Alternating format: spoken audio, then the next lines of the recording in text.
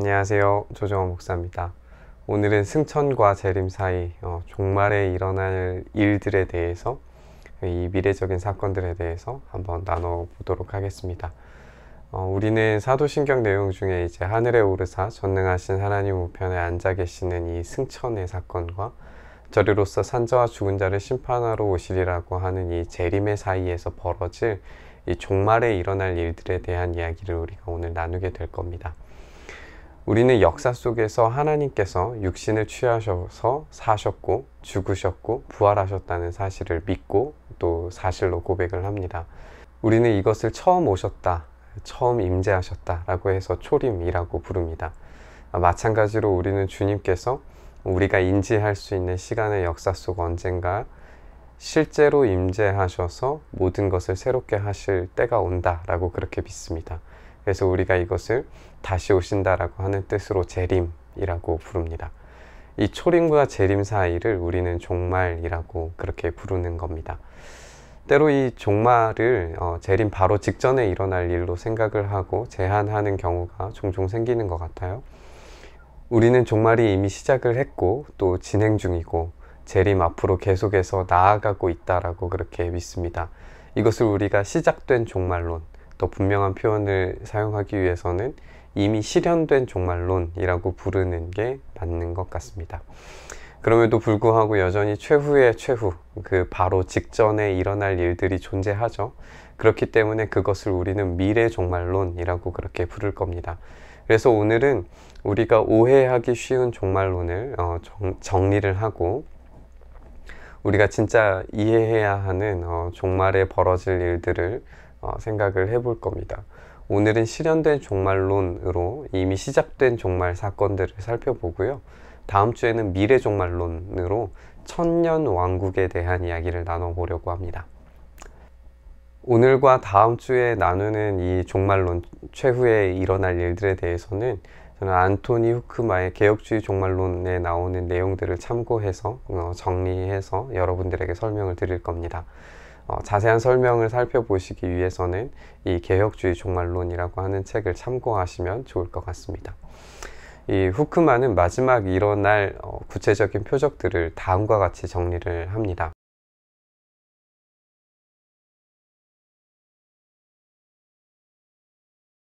우리가 이 종말론들을 하나씩 좀 정리를 해보죠. 첫 번째는 이제 하나님의 은혜를 입증하는 표적들이에요.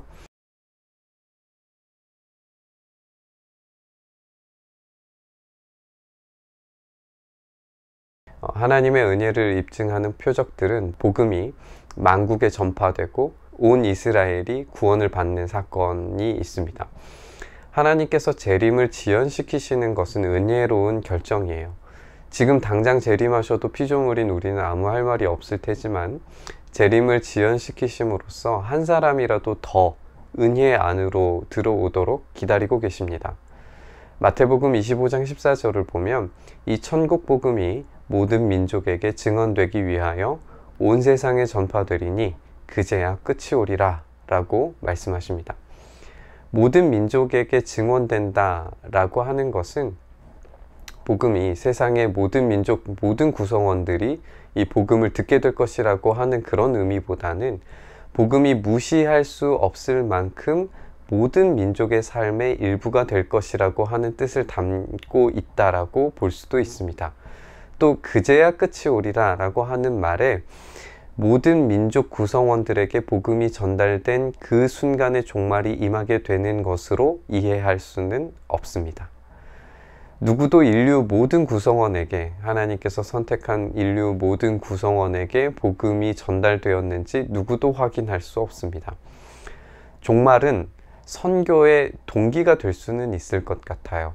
이 모든 민족에게 복음이 증거된 그때라야 마지막이 온다라고 하셨으니까 이 종말이라고 하는 것이 선교의 어떤 열망과 그런 열정을 불러일으키는 것으로 사용되는데 충분히 동기가 될 수 있습니다. 하지만 우리가 이것을 거꾸로 생각해서 우리가 막 선교를 열심히 하면 종말이 더 가까이 온다, 이런 식으로 생각하는 것은 문제가 있는 것 같습니다. 이 표적이 완전히 성취되는지 알 수 있는 것은 오로지 하나님 뿐이십니다. 우리가 제 아무리 모든 민족에게 정말 이 선교로 말미암아서 복음을 다 전파한다고 하더라도 그때 믿지 않는 한 사람, 돌이켜야 될 한 사람이라도 더 생기면 우리 하나님은 기다리시고 기다리시고 또 기다리실 거예요. 이게 이 마지막 시대에 하나님께서 은혜로운 표적으로서 이 복음이 마치는 날까지 하나님께서 종말을 기다리시겠다라고 하는 은혜로운 결정인 겁니다. 로마서 11장 25절과 26절은 이렇게 돼 있죠. 이방인의 충만한 수가 들어오기 전까지 이스라엘의 덜어는 우둔하게 된 것이라. 그리하여 온 이스라엘이 구원을 받으리라. 어떤 사람들은 온 이스라엘이 구원을 받아야 된다라고 하는 이 말씀에 입각을 해서 유대인 선교에 매우 전투적으로 임하는 사람들이 있습니다. 그리스도의 재림 직전이나 재림 때에 이스라엘 민족들이 대규모의 회심을 일으키리라고 하는 믿음 때문입니다. 그런데 이런 생각은 온 이스라엘에서 오직 마지막 때의 이스라엘만을 이스라엘로 다루는 오류를 범하게 됩니다. 이게 무슨 말이냐 하면 마지막 세대의 이스라엘은 이 땅에서 살았던 유대인의 총수 중에서 단지 일부에 불과할 겁니다. 그렇기 때문에 이 온 이스라엘이라고 하는 것은 마지막에 그 마지막 때가 이르기 전까지 지금 예수님이 오시고 난 이후로부터 다시 오시는 그 사이에 있는 모든 이스라엘을 다 포함하는 것을 온 이스라엘로 이해하는 것이 옳습니다. 그리고 이 후크마가 지적하는 건 뭐냐면요. 본문에서 그리하여 라고 하는 이 접속사가 어떤 시간의 발생 이후에 나타나는 것이 아니라 그런 방식으로를 말하고 있다라고 지적합니다. 이 말을 도표로 표현하면 이렇게 표현을 할 수 있습니다. 보시는 것처럼 어떤 마지막 시대에 대규모의 회심이 일어나는 그런 사건이 아니라 그런 방식으로 예수님께서 오신 그때로부터 다시 오시는 그때까지 계속해서 온 이스라엘이 구원받기 위한 일들을 계속하고 있다라고 하는 사실입니다. 물론 그 마지막 때에 이 대규모의 회심의 사건들이 일어나고 대규모의 배교의 사건들이 일어날 수 있습니다. 하지만 우리가 어떤 그 마지막에만 포커스를 맞추게 된다면 성경이 이야기하고 있는 어떤 폭넓은 하나님의 선교에 대한 이미지들을 망치게 된다는 사실을 우리는 이해해야 합니다. 이렇게 은혜로운 하나님의 재림의 지연은 지금도 여전히 선교적인 열망을 불러일으키기에 충분합니다. 하나님의 임박한 진노가 임하기 전에 우리의 선교는 멈출 수 없다는 사실을 그래서 훌륭하게 보여주고 있습니다.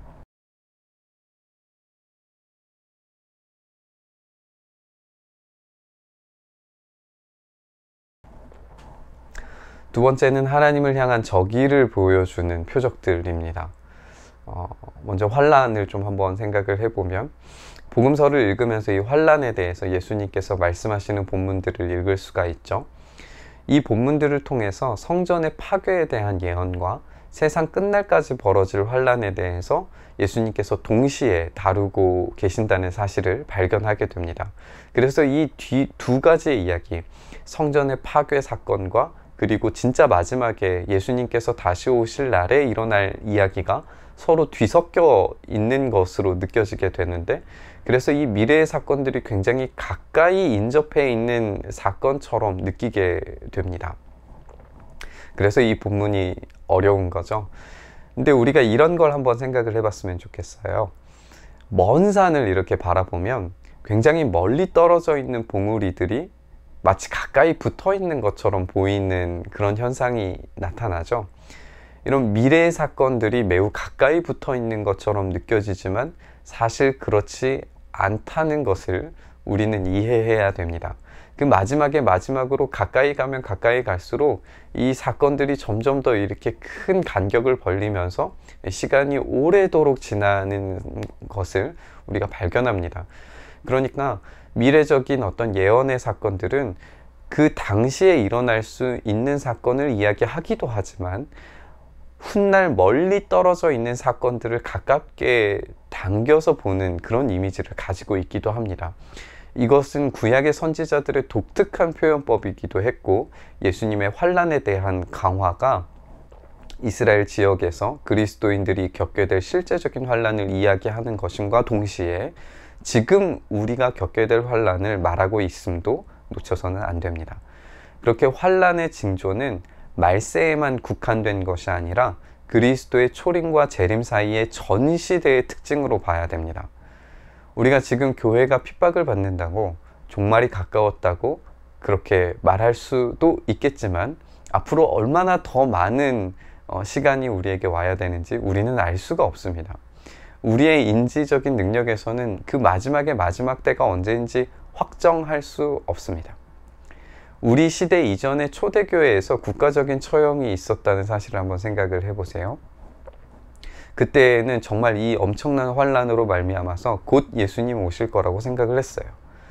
중세의 이슬람에서도 동일한 일들이 벌어졌습니다. 기독교인들이, 정말 많은 기독교인들이 죽었습니다. 스탈린 치하의 구소련에서도, 중국에서도 엄청난 박해와 환란이 있었음을 우리는 알고 있습니다. 이것은 이미 실현된 종말의 일반적인 특징입니다. 그러니까 우리는 예수님께서 오실 날이 곧 멀지 않았다라고 고백할 수 있어요. 왜냐하면 지금 우리가 그 마지막의 마지막을 살고 있는지 우리는 알 수 없기 때문에 그렇습니다. 그리고 우리가 시간이 지나면 지날수록 마지막에 더 가까워지는 것은 사실입니다. 배교의 사건도 한번 살펴볼까요? 마태복음 24장 10절에서 12절 그리고 24절을 보면 마지막 때의 배교에 대해서 예수님께서 언급하시는 장면을 살펴보게 됩니다. 이 부분도 우리는 원근법으로 봐야 그때와 지금까지 계속해서 벌어지게 되는 어떤 배교의 사건들이 이어져 오고 있다라고 하는 사실을 발견할 수 있게 될 겁니다.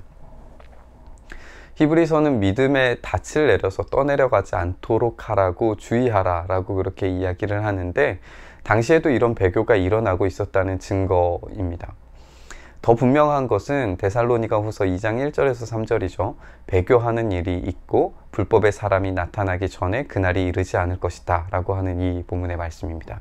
이런 대규모의 배교와 배신의 형태는 분명히 눈에 보이는 교회의 회원 안에서 일어날 겁니다. 외적으로 신앙을 고백한 많은 사람들이 이런 배교를 실행하게 될 거죠. 하지만 이것조차도 예수님의 재림의 때를 정확하게 추정할 수 있는 능력을 부여할 수는 없습니다.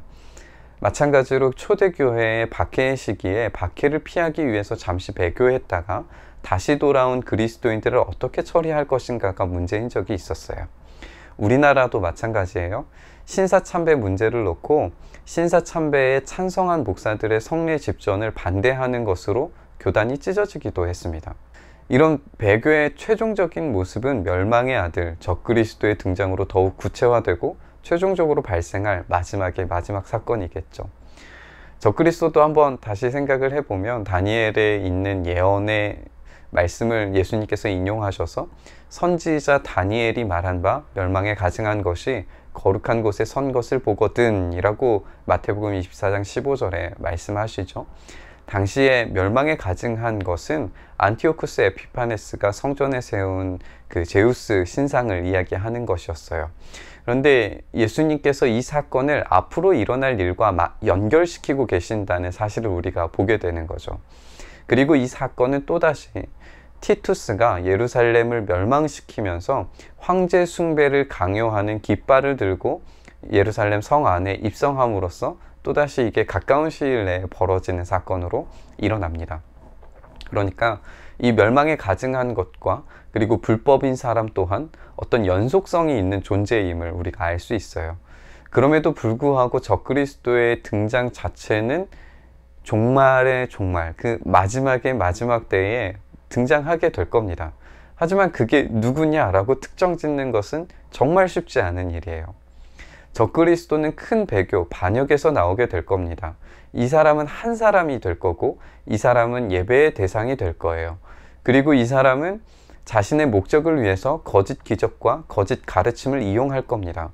그를 막고 있는 것이 또는 인격적인 누군가가 이 정체를 가리게 하는 이것이 사라지게 되면은 정체를 드러내게 될 건데, 이 불법의 사람 적그리스도의 등장은 분명히 이 교회의 큰 배교와 함께 고통을 가져오게 될 겁니다. 우리가 한 가지 더 생각을 해볼 것은 적그리스도를 우리가 어떤 사람으로 특정 지어서 어떤 그런 배교와 핍박과 환란을 일으키는 어떤 한 사람을 찾으려고 하는 노력입니다.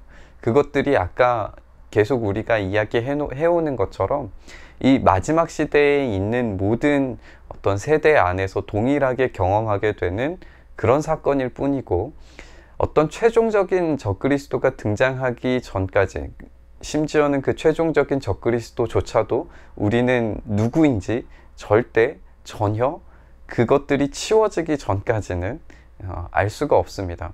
우리가 생각하기에 그 치워지는, 그 정체가 드러나게 되는 것도 결국에 성령님께서 하실 일이고, 그 성령님께서 하실 일들은 결국에 마침내 예수님께서 오시는 그때가 될 겁니다. 그 말인즉 예수님 오시기 전까지 그 적그리스도의 존재는 우리가 알 수 없다는 사실이에요. 수많은 사람들이 적그리스도로 지적을 받아왔다는 사실만 보아도 그렇죠. 초대교회에서는 네로가 그랬고요. 종교개혁 시대에는 교황이 그랬고요. 근현대 시대에는 히틀러나 스탈린 같은 독재자들이 적그리스도라고 그렇게 생각을 했습니다. 멜카우어라고 하는 신학자에 의하면 과거의 특정한 인물을 적그리스도와 동일시하는 것은 완전히 잘못된 것은 아니라고 주장을 하면서 적그리스도의 전조 내지 그런 인물의 등장은 앞으로도 계속 이루어질 것이고, 그 시대 나름의 특정한 형태의 적그리스도적인 활동이 있을 것이라고 말할 수 있다라고 그렇게 이야기를 합니다. 그러니까 우리가 적그리스도처럼 보이는 그 누군가가 우리 시대에 있는 것처럼 이전 시대에 있었고, 앞으로 주님 오시기 전까지 계속 그런 인물들은 반복적으로 나타나게 될 거라는 거죠. 그리고 그들이 적그리스도적인 행동을 한다고 해서 그 인물로 말미암아 예수님이 언제 오신다라고 특정할 수 있는 조건은 절대 될 수 없다는 사실입니다.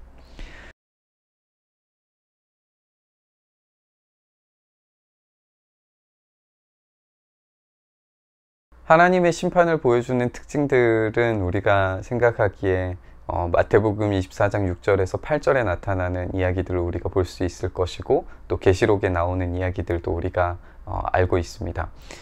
마태복음 24장 6절 8절을 보면은 난리와 난리의 소문을 듣겠으나 너희는 삼가 두려워하지 말라. 이런 일이 있어야 하되 아직 끝은 아니라 민족이 민족을, 나라가 나라를 대적하여 일어나겠고 곳곳에 기근과 지진이 있으리니 이 모든 것은 재난의 시작이다 라고 그렇게 말씀하십니다.